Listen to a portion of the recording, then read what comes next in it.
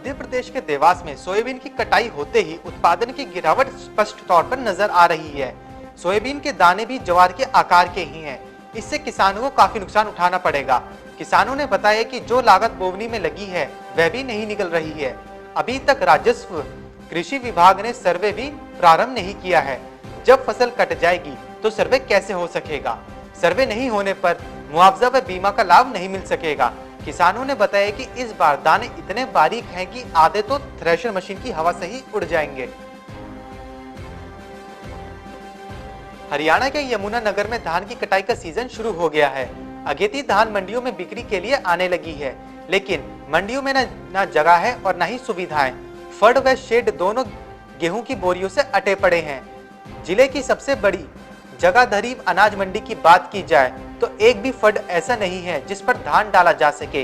हर तरफ गेहूं की बोरियां ही देखी जा रही हैं। व्यवस्था से परेशान आढ़ती गत दिनों प्रशासन को इस बारे में अवगत करा चुके हैं, बावजूद इसके उठान शुरू नहीं हुआ है। 7 लाख बैग अभी भी मंडी में ही पड़े हैं। मध्य प्रदेश के श्योपुर में फसलों पर बीमारी व कीटों ने हमला बोल दिया है। धान और तिल्ली की फसल में ब्लास्ट रोग फैल रहा है तो सोयाबीन व उड़द को पीला मोजेक सुखा रहा है। तिली में 8 साल बाद ब्लास्ट रोग फिर से लौटा है, जिस पर काबू पाना कृषि विभाग के जानकारों के लिए भी संभव नहीं हो रहा है।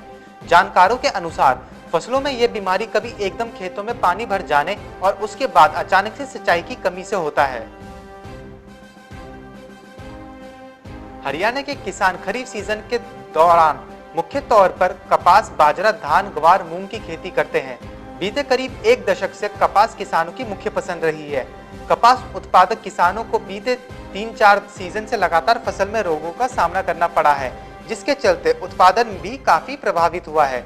इसके बावजूद भी अभी तक किसानों का इस फसल के प्रति मोह भंग नहीं हुआ है और कपास दादरी जिले के किसानों की पहली पसंद बनी हुई है। लेकिन मौजूदा सीजन में जिस प्रकार करीब 90% फसलें रोगों की चपेट में आ गई हैं, उससे कहीं ना कहीं किसानों को आगामी खरीफ सीजन के लिए सोचने पर विवश कर दिया है।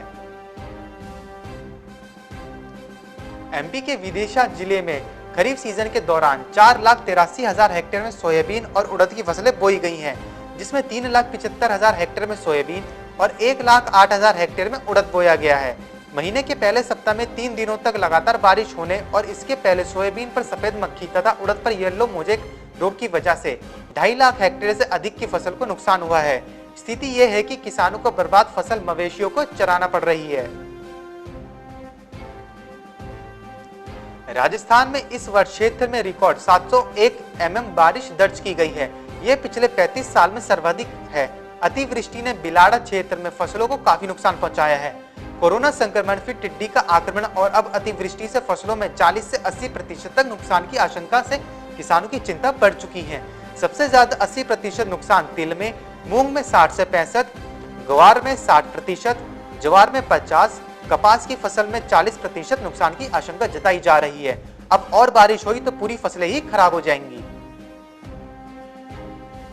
राजस्थान में खाद्य पदार्थों की कीमतें चरम पर हैं। अधिकतम में 10 रुपए से लेकर 50 रुपए प्रति किलो तक की तेजी देखी जा रही है।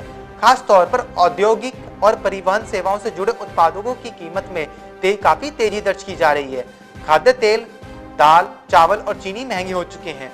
वहीं तेल की कीमतों में भी रिकॉर्ड तेजी का असर है। लेकिन राहत की बात यह है कि मानसून बेहतर रहने से अक्टूबर माह के बाद कीमतों में कमी आने की संभावना मंडी कारोबारी जता रहे हैं। उत्तर प्रदेश के प्रतापगढ़ में एक और जहां पखवाड़े भर पहले आलू 20 से 25 रुपए प्रति किलो था, वहीं अब आलू 35 से 40 रुपए की प्रति किलो की दर से बिक रहा है। इसी तरह टमाटर 50 से 80 रुपए तक किलो तक पहुंच चुका है। प्याज की कीमत में बढ़ोतरी का कारण यह है कि प्याज की फसल का खराब होना। दरअसल कर्नाटक में भारी बारिश की वजह से फसल को नुकसान हुआ है। इसी वजह से उत्तर भारत समेत कई इलाकों में आवक घट गई है। हालांकि अगले 15 दिन तक प्याज की कीमतों में कमी आने की कोई उम्मीद नहीं है। शाजापुर में प्याज के दाम में लगातार इजाफा हो रहा है। थोक फल सब्जी मंडी में गुरुवार को प्याज अधिकतम 2700 रुपए क्विंटल तक बिक गया। लॉकडाउन खुलने के बाद 5 माह के दौरान अब तक के ये सबसे ज्यादा दाम बताए जा रहे हैं। पिछले कुछ समय से प्याज के दाम में प्रतिदिन उछाल आता जा रहा है। Bureau report, market times TV.